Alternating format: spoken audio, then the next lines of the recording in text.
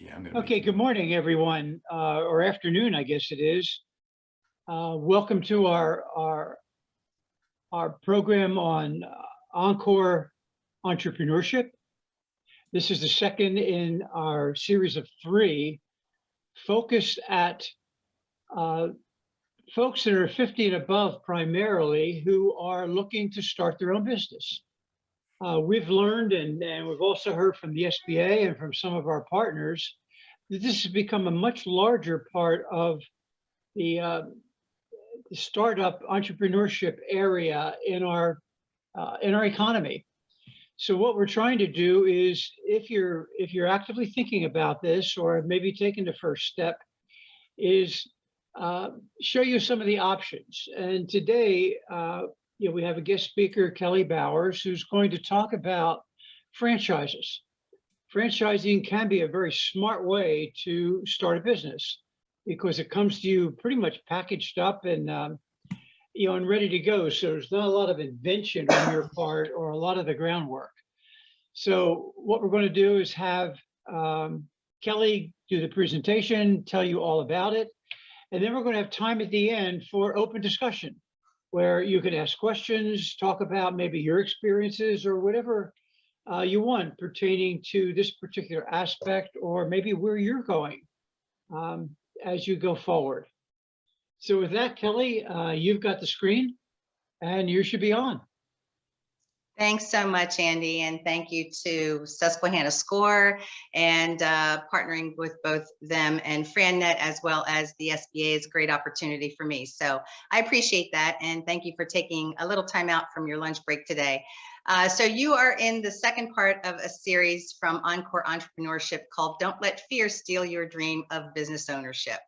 So with that, hold on one second here. There we go. So I'm Kelly Bowers. I have over 30 years of experience in business ownership.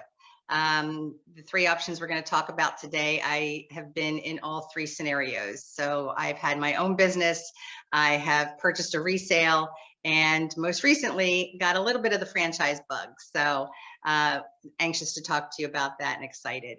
My educational background is in primarily training, instructional design, recruiting, and retention strategies, along with franchise operations. So happy to be here with you today. This is our agenda. We're going to talk about why business ownership. Obviously, you're here for that reason. What your options are, the risks and rewards associated with each type of purchase that you may be looking into, myths or facts surrounding franchising, what might be a good or the best option for you, and then finally, your personal business model. So let me just backtrack a little bit and tell you a little bit about FranNet and the company that I work for. FranNet is a franchise. We are a 30-year-old international franchise consulting firm, and we have the history and experience of matching entrepreneurs to the right franchise. We have 100 or so locally based consultants in both the United States and Canada in major markets. And then we also have national partnerships with SCORE and the SBDC, among others. So what we do in those relationships is partly what we do today, right? We educate folks on what their options might be as it pertains to business. A little bit about how I get paid. My services are 100% free to you. I consider myself an educational resource.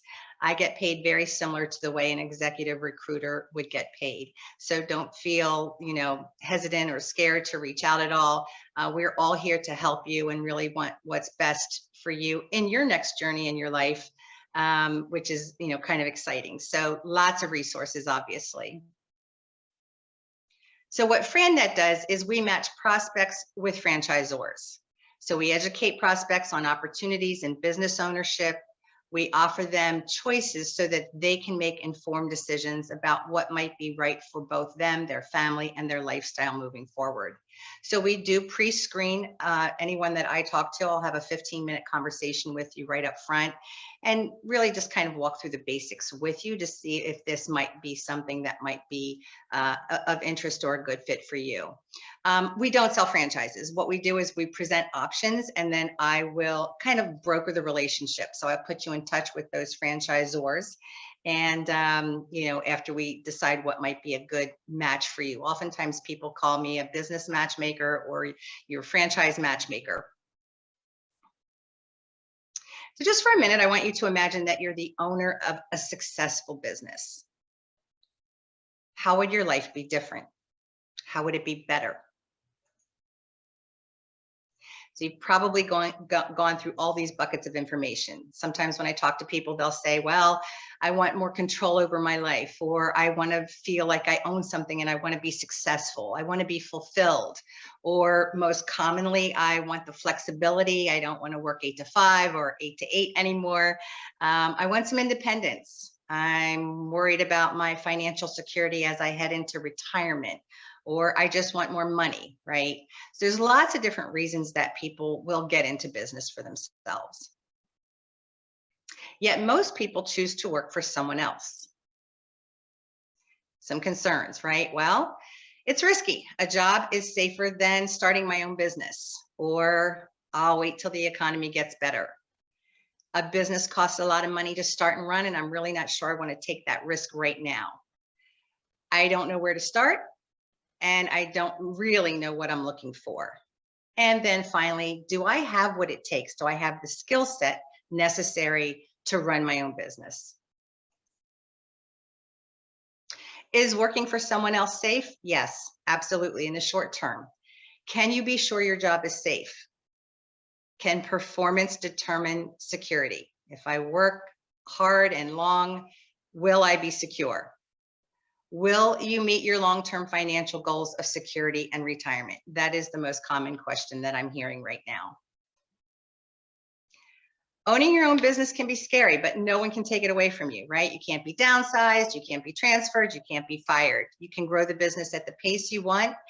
The longer you own your own business, the safer and more stable it does become. One of my favorite slides, you've played by the rules, but the rules are changing, right?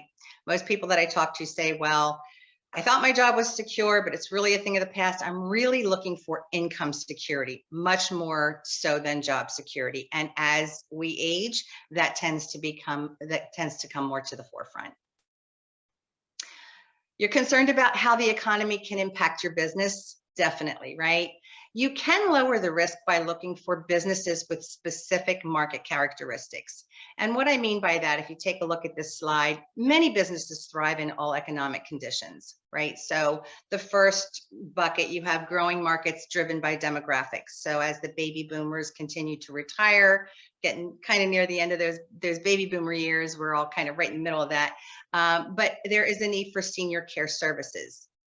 There's always a need for residential repairs and home modifications, especially recently. There's always a need for cleaning services, and we certainly have seen that over the past 2 years. If we didn't know the difference between cleaning and disinfecting and sanitizing, we certainly do now, right? Essential services, so automotive, think damage restoration, both in and outside the home for small businesses, for individual homeowners as well. Sign companies have boomed over the past 2 years, right? Think stay 6 feet apart, wear a mask, don't wear a mask, mask's not required, whatever the case might be. If you really take a look at everything in your grocery stores, everything in your school systems, businesses, right? Lots of signage surrounding those issues. And then finally, also commercial cleaning services. Or businesses that help other small businesses, think business coaching. So as we pivot and continue now to pivot even again, there are many businesses that have really focused on not just coaching, but also how are you marketing your business? What does Zoom look like? What does LinkedIn look like? Where can I find clients? Where can I find employees, right? So staffing has become a very important issue, and staffing companies, so recruiting firms have been in the forefront lately. And then finally, sales and employee training is always ongoing. So kind of, just to wrap that up a little bit, cars will still need maintenance. Homeowners still prefer to fix their homes rather than move. Seniors still need care. Essential businesses still need support, such as signage, advertising, etc. Mosquitoes aren't going away, so preventive sprays will still be needed. And then finally, children will need tutoring, even if it's virtual. So let's talk a little bit about what your three options are, right? So I mentioned before, you can either start a business from scratch, you can buy an existing business, or you can purchase a franchise. They're your three basic options. Each option has both advantages and disadvantages. So just to highlight some of them, if you start a business from scratch, you're in total control, right? A lot of people like this idea. They make all the decisions themselves, so there's a little bit more room for creativity, no predetermined rules. You create the rules. Generally, people that start their own business start a business from a passion that they have, and there's a large upside to that. The disadvantages might be, well, I have to create my own systems, right? My own operating systems, my own training, my own marketing, my own IT and technology. I might have limited financial options. That really just depends. Generally, it's a slower ramp up time. And as we all know, we've all heard the statistics, 9 out of 10 businesses fail. That's what they're referring to. They're referring to someone that starts a business from scratch. So there is a higher failure rate with businesses from scratch. Another option, you can buy an existing business, a resale, right? The advantages to that. So the advantages and the disadvantages are almost polar opposites in this case. You still have total control. You generally should have positive cash flow, and you generally should have goodwill, right? The transaction itself is based between the seller and the buyer on a principle that there was goodwill in that transaction. You should also have actual financial results that should be divulged to you. This is more attractive to lenders because there is historical data that you can pull from. You should have an established market, a customer base with employees, and systems should be in place. The disadvantage is the exact opposite, right? Is it truly cash flow positive? Was it truly goodwill, or is it badwill? Something that's really hard to figure out with a resale or buying an existing business. It may have been overpriced. You may have good training. You may have training and support that is poor or needs to be revised. There could be hidden seller motives, something you may or may not know about. You could have employee defection or faulty systems. Purchasing a franchise, you have advantages and disadvantages again. So with the biggest advantage in purchasing a franchise is that you have name recognition, right? It's a licensed, trademark, proven system that you're purchasing. Training and support will definitely be there. Generally, it has a lower failure rate. There's a lower cost long-term. Up front, there's always a bigger cost, but in the long run, there's a lower cost. We'll get into that in a little bit. Your financing options, you do have quite a few. Generally, it's a little bit easier to borrow money if you are purchasing a franchise, not always necessarily. And sometimes the franchisor also has in-house options that you can take advantage of. You will definitely have full disclosure.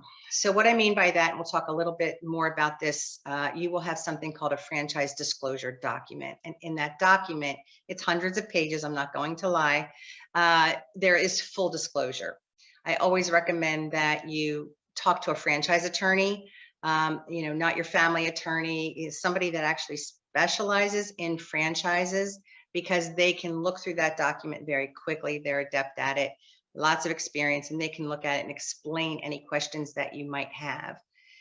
And then oftentimes people tell me that, when they purchase a franchise and they come back and we have discussion, they're part of a franchise family. The reason that they like that is because there's right from the very beginning, they can reach out to someone, they can talk to other people before they make that purchase and ask a lot of questions. And they can do this with multiple people, multiple franchisees. The biggest question, obviously, is if you had to do it all over again, would you still make the same decision? The disadvantages is that generally you have fewer industry options. It's a structured operating system in some franchises. There will definitely be territory restrictions where you can only sell their products and services within the territory that you purchased. And then finally, the big one, ongoing royalty payments. This is usually where I get most of the pushback from this. So people will often say, well, I really don't want to give any money back to anyone else. I want to keep all the money myself, right? I don't want to pay a royalty. So it has a negative connotation. So a franchise basically by definition is just simply a license to use the name and the trademarks. You're using their products and their systems in exchange for an initial franchise fee and then ongoing royalty payments. The support system, just once again, some basic definitions. You have franchise headquarters. That's the corporate world, the corporate environment. That's the franchisor. You have franchise operators. They're called franchisees. And then you have your customer base. You will also have what I mentioned before, the FDD. This is called the franchise disclosure document. Once again, very lengthy, but it has to list the following information. And there are many items in the franchise disclosure document, but part of that information will be the time that the franchise was in business, the business experience, what is their background, any bankruptcies or litigation, which would be extremely important to know, the total cost, what's the total investment? And that total investment always includes a franchise fee, other fees along with it. So advertising, equipment, supplies, insurance, etc. They have to list what your total working capital is for the first few months. And then finally, royalties. So within that franchise contract, you're also going to have what your obligations are for both the franchisor and what your personal obligations are as the franchisee. They will list the territory. This is something that has been discussed ahead of time, of course. And then the listing and contact information for current and past franchisees so that you can actually start to reach out to them. That process is called validation, where you're reaching out and you're saying, hey, you know, I'm thinking of purchasing this franchise in this territory. Would really like to know what you think about it, how you got started, how much time did it take you to reach your break even? How hard was it to hire employees? There's lots of questions, and part of my job is really to help put a plan together so that you have all your questions and the people that can answer those questions for you. They do have to disclose an earnings claim along with financial statements. Manager policy, renewals, terminations, etc., are all included within that document. As part of your due diligence, current and past franchisees will let you know the success or failure rates. So once again, this is reaching out to other franchises and really speaking with them about their process and what their investment looked like. For example, if they didn't reach their break even in year 1 or year 2, why didn't they? Did they purchase another territory? Did they put money in inventory or equipment? Did they pay a manager plus an assistant manager? There's all kinds of questions that you can ask to really ascertain what their true break even is. So once again, this is not necessarily true with an independent business owner. Only franchising allows this extensive research utilizing your historical data from past results.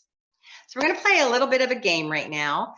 It's called, is it a myth or a fact? So this is testing your knowledge on franchising and what you currently know.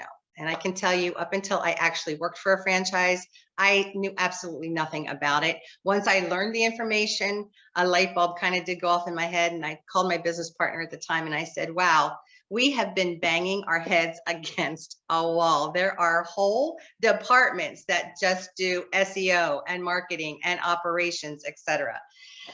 So it was a big aha moment for me. And then hence the last 8 to 10 years of my life have been, you know, a little bit of a different trajectory. So first of all, myth or fact, and you can either type this in the chat room. I don't know if you have access to your audio right now or not.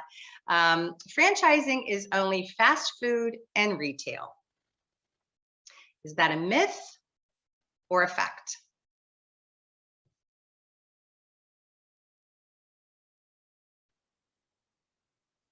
I see one response.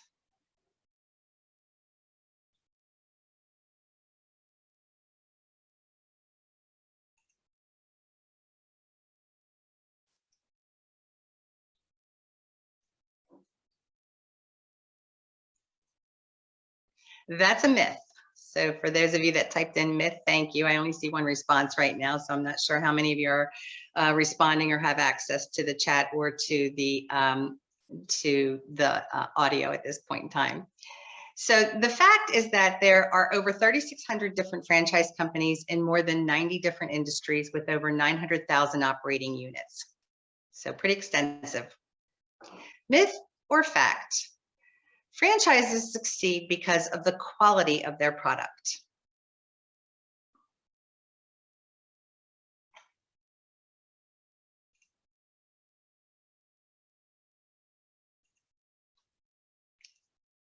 Okay. That's a myth.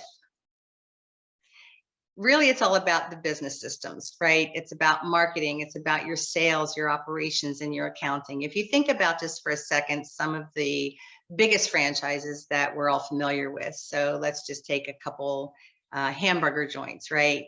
So can I make a better hamburger at home? Can I go to a nicer restaurant and have a different quality hamburger?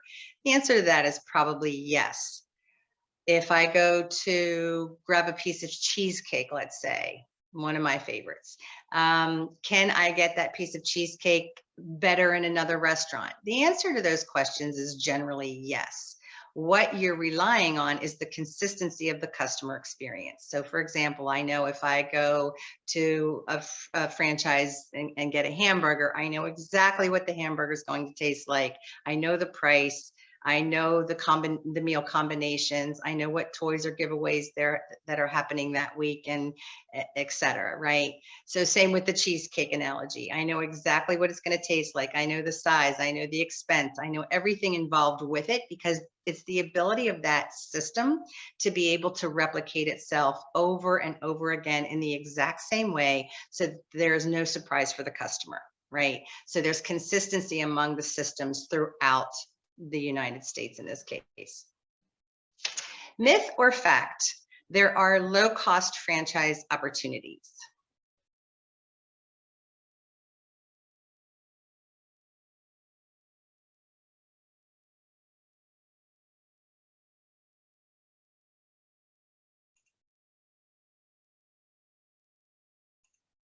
Yep, that's a fact. So if you take a look at this slide, it's just, first of all, I want to point out there's no automatic correlation between the cost of the franchise and potential return. There are many affordable franchise concepts. These are just the brands, just a breakdown of the brands distributed by the average initial investment. And you can take a peek at that. You can see that, you know, a bulk of them lie between 100,000 and 250,000, right? So the average client that we work with at FranNet, what we're asking for is in liquid capital, they have about $50,000 available. And then as far as their net worth, generally about 150. And the reason for that is, you know, you're not going to use all that money. You're going to borrow, you know, a piece of that money. But what we're asking for is that you have enough working capital to get yourself up and running and started.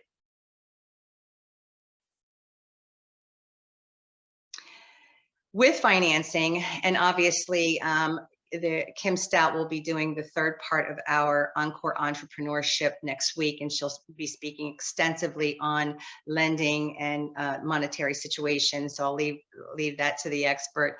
But when you're thinking about your financing very early on, you might want to say, okay, well, what are my personal savings? Do I have a friend or a relative or a business partner that is going to help me out with this? Do I have a home equity line of credit that I can tap into? Am I purchasing a resale, and does that seller have financing? Am I going to use my 401k or my IRA, etc.? There are multiple lending options for you. Many people will start with their own bank first, and I would, you know, highly recommend that. And today's lending environment it's ever changing, right? So you want to educate yourself to establish your best funding options. And once again, Kim from the SBA will be speaking about that next week. She'll have some very useful information for you. Myth or fact? You don't need industry experience.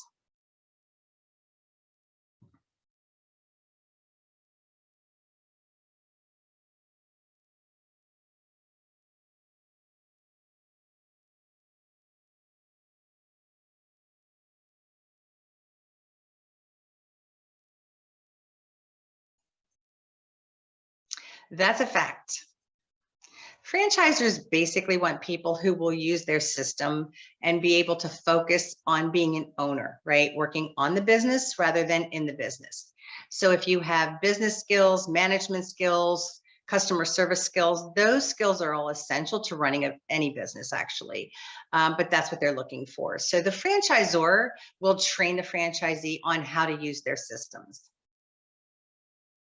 So a franchise is a great fit for you when it's a vehicle that can get you to your destination while meeting your lifestyle and financial goals. It's a way to reduce risk, and it's a way to have income security versus job security.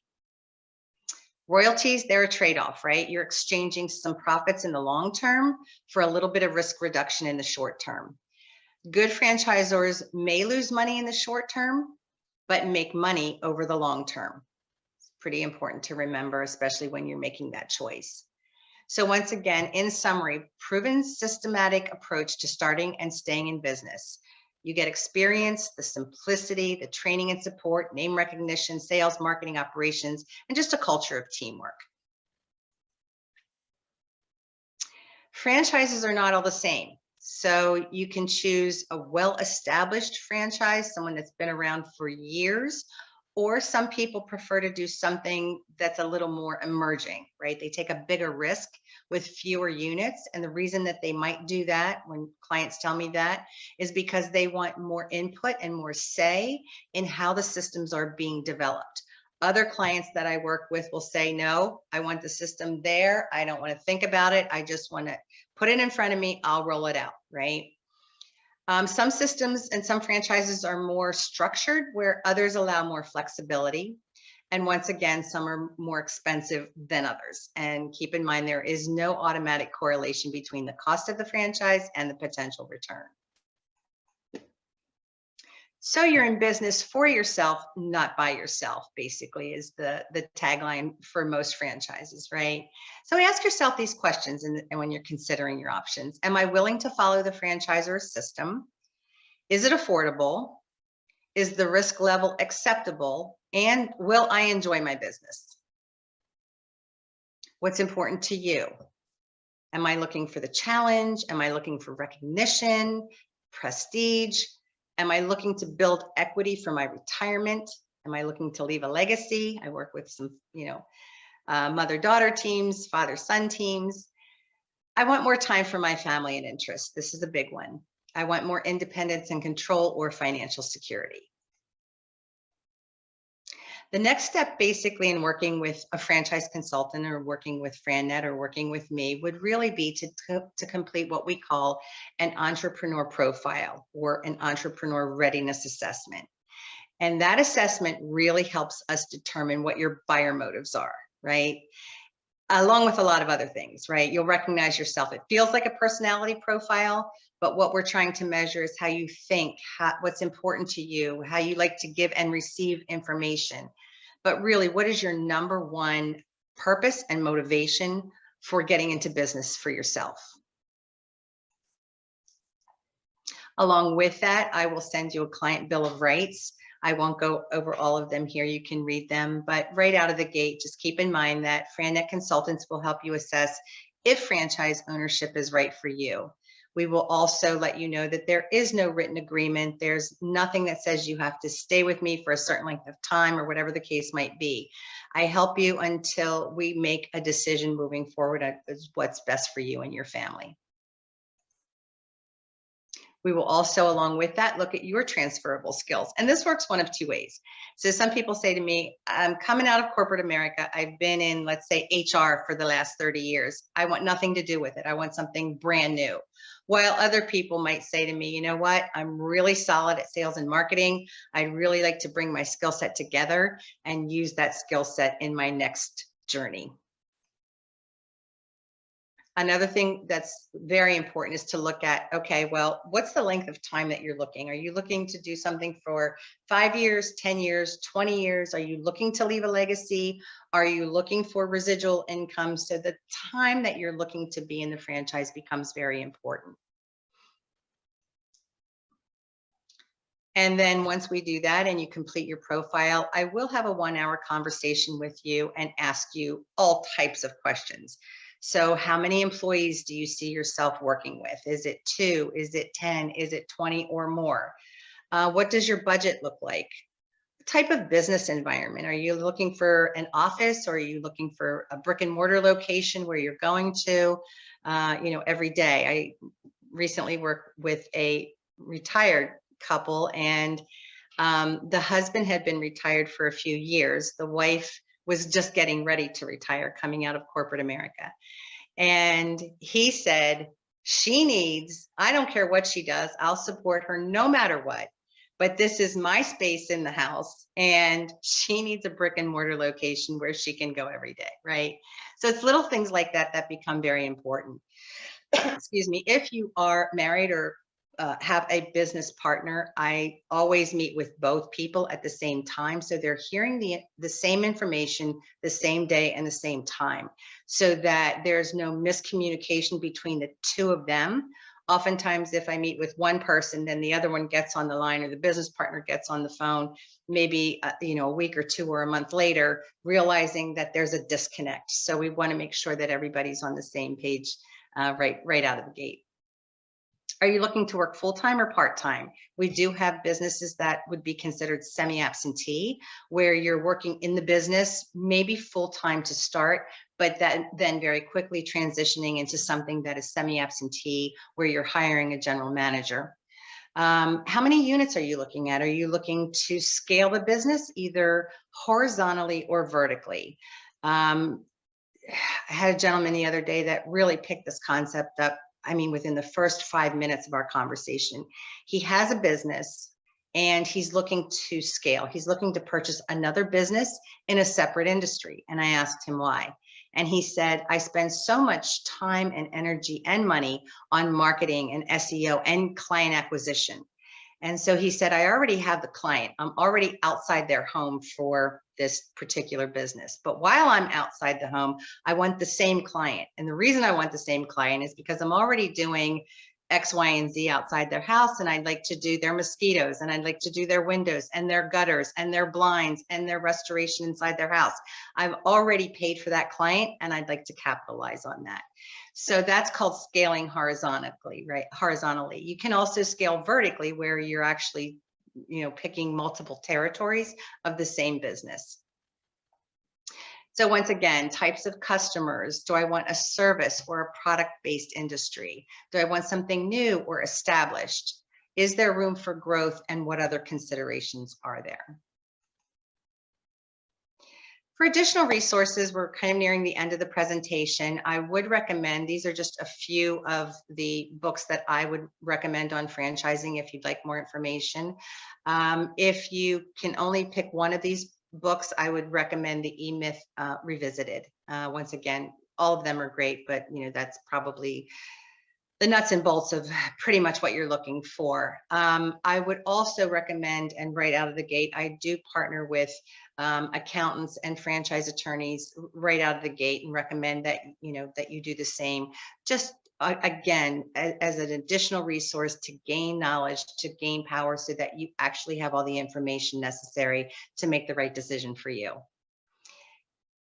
So the next steps, if you're interested in taking the next step and learning more about franchising, or even business, to take this entrepreneur profile, you don't have to necessarily be interested in franchising. It's a really nice readiness tool to see if you are thinking about all the things that you need to think about when you are making the next step in your journey.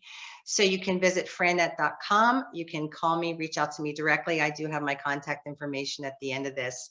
As well, to complete the profile. You'll recognize, it feels very similar to a personality assessment. You'll recognize yourself for sure. And then finally, just wanted to show you a little bit about who our clients are. I do have just a 3-minute clip here, and it's for a gentleman that actually used a franchise consultant and why he decided to move in that direction. So I'm going to play that for you now. It's video through video, but hopefully you can hear it okay.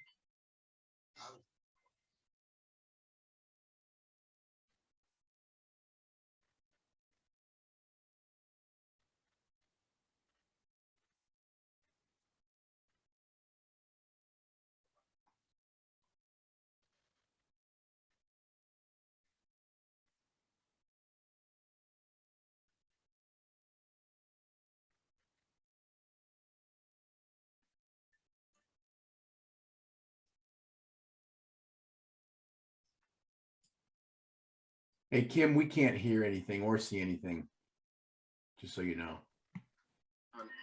I think that's directed to you, Kelly. We can't hear any of it. Okay, all right, I'm I got sorry, I you. said Kim. I meant Kelly. Sorry, Kim. Sorry, that's okay. Yeah, it's funny because when I tested this the other day and they could hear it, but that's okay. So this, and I believe that, Kim, I believe you're going to send the slides to everyone, and the link will be on the slide as well. You can also find the video on FranNet.com. So, hopefully you can take a peek at it that way. So let me just go back, see if I can pull this back up here. There we go. Okay. Okay, so that pretty much concludes the presentation. Once again, I'm Kelly Bowers. This is my contact information. You can also hook up with me on Facebook or LinkedIn. And I wanted just to take a moment to thank, the SCORE, John, Andy. Thank you guys so much. Kim Kennedy for all your work on it. And then Kim Stout, it was nice partnering with you as well. And